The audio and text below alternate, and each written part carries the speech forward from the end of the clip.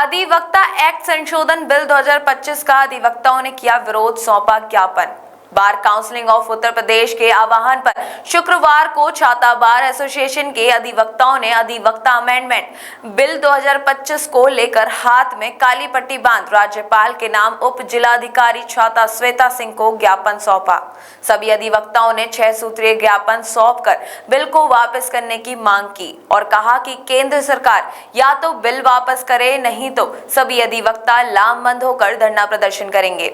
छाता bar association अध्यक्ष Karan Kumar advocate ने बताया कि उत्तर प्रदेश बार काउंसिल के आह्वान पर आज छाता के अधिवक्ता भी एक मंच पर खड़े हुए हैं।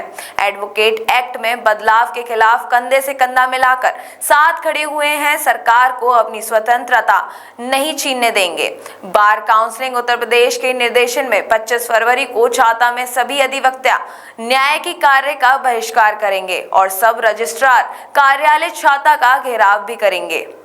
ऐसा है, केंद्र सरकार द्वारा एक एडवोकेट एक्ट में अमेंडमेंट बिल लाए हैं और उसमें राय और सुझाव मांगे गए हैं पूरे देश में। और वो जो बिल है वो न्याय व्यवस्था में ऐसी मतलब तानाशाही लाने का बिल है कि कोई भी अधिवक्ता फ्रीडम और स्वतंत्रता से काम नहीं कर पाएगा। एक नहीं, कई उसमें ऐसे प्रावधान डाले गए हैं जिससे कि अधिवक्ताओं की जो स्वतंत्रता है वो पूरी तरीक़ा से छिन जाएगी। और इसके लिए हमारे bar council of Uttar Pradesh द्वारा आह्वान किया गया है कि 21 तारीख को यानी कि आज एक ज्ञापन तहसील स्तर पर जो यहाँ की टॉप अथॉरिटी अधिकारी है एसडीएम साहिबा, उनको हमने दिया है महामहिम राष्ट्रपति महोदया के नाम। और उसमें उस बिल का पूर्णतः विरोध किया है, पूर्ण रूपेण विरोध किया है। और इसी मामले में आगे 25 जो तारीख आ रही है 25 फरवरी, उस दिन हमें यहाँ पर धरना प्रदर्शन आंदोलन का वहाँ से bar council of Uttar Pradesh से आदेश मिला है। आखिर क्यों जरूरत पड़ेगी धरना प्रदर्शन करने की? आपको ऐसा लगता है कि आपकी स्वतंत्रता क्यों छीनी जा रही है?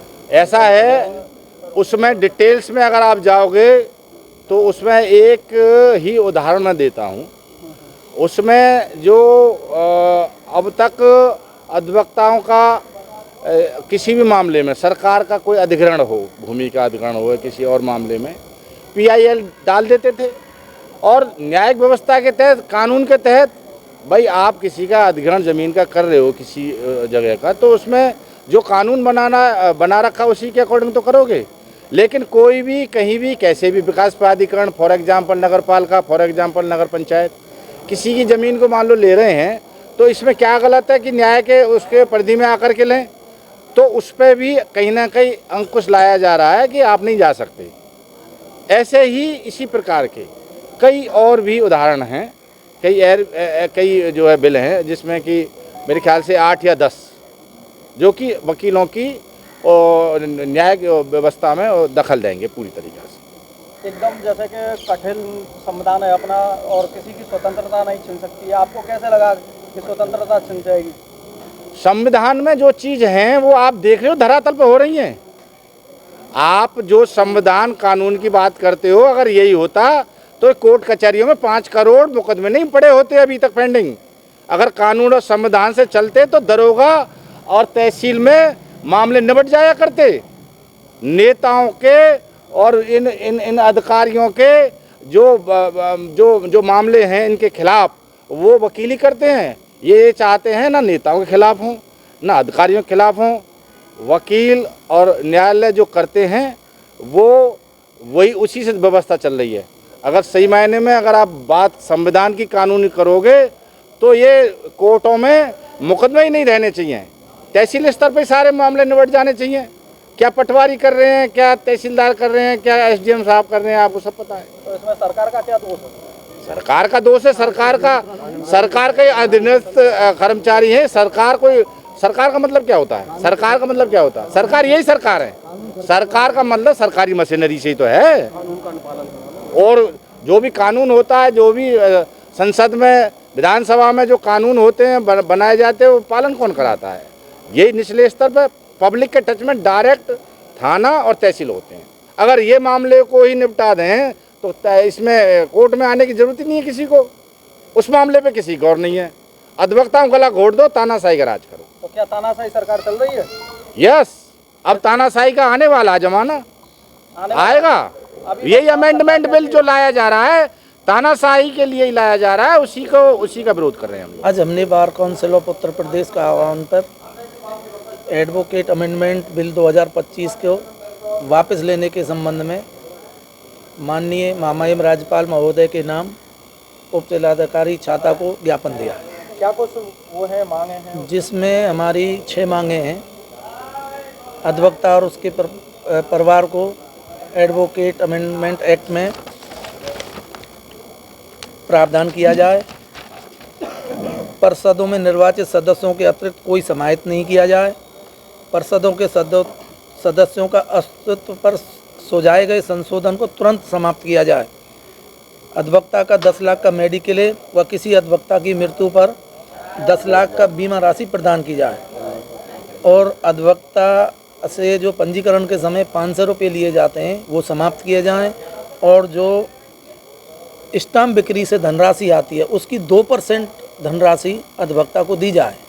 इस तरह की हमारी 6 मांगें हैं और अगर सरकार हमारी इन 6 मांगों को नहीं मानती है तो 25 फरवरी को bar council of Uttar Pradesh के आह्वान पर संपूर्ण उत्तर प्रदेश के अधिवक्ता पूर्णतः न्यायकार से विरत रहेंगे, हड़ताल पर रहेंगे और उसके विरोध में ही अमेंडमेंट बिल के विरोध में ही हमारा ये ज्ञापन है। काफी लंबे समय से और बहुत पुरानी मांगे हैं, क्यों पूरी नहीं हो पाती है? क्या दिक्कत है आती है? ये सरकार जो है क्या वकीलों के हित में नहीं है, इनकी मांगों को, अधिवक्ताओं की मांगों को नहीं मानना चाहती है। सरकार को सबसे हित की बात करती है, सबका साथ सबका विकास करके। ये सिर्फ कहने की बात है, हकीकत में कोई भी बात ऐसी नहीं है जो अधिवक्ता के हितों में उन्होंने मानी हो। क्या मनवाना चाह रहे हैं आप? हमारी ये 6 मांग है, वो बताएंगे मैंने आपको, वो 6 मांग मानी जाए, पूरी करी जाए। पूरी की जाए। अगर नहीं करते हैं तो? नहीं करते हैं तो प्रदेश व्यापी आंदोलन होगा, जैसा निर्देश करेगी बार काउंसिल ऑफ, जैसा निर्देश मिलेगा। 25 तारीख को क्या कुछ आपका वो है? 25 को हम पूर्णतः हड़ताल पर रहेंगे बार काउंसिल के आह्वान पर और हमारा कोई भी अधिवक्ता किसी न्यायालय में काम नहीं करेगा, रजिस्ट्री ऑफिस में नहीं जाएगा, काम करेगा तो पूर्ण रूपेण बंद रहेगा। ये अधिवक्ता हित में ही है या जनता हित में भी है? जनता के हित में भी है, जनता हित में ही। जनता हित में भी है। जो अधिवक्ता भी जनता में ही समाजित हैं, तो जो हमारी ये मांगे अधिवक्ता हित और जनता हित दोनों के लिए है। विद्या भारती के साथ शिक्षा, संस्कृति, संस्कार और विकास का अनूठा संगम।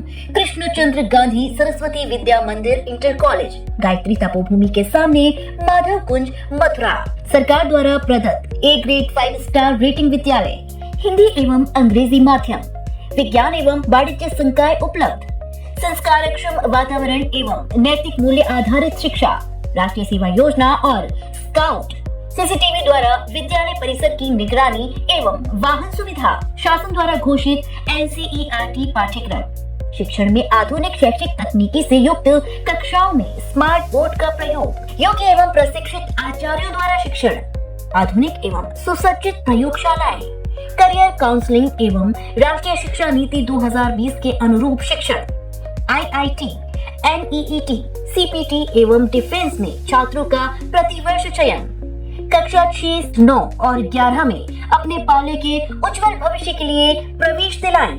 हमारा संपर्क सूत्र है 9457636430।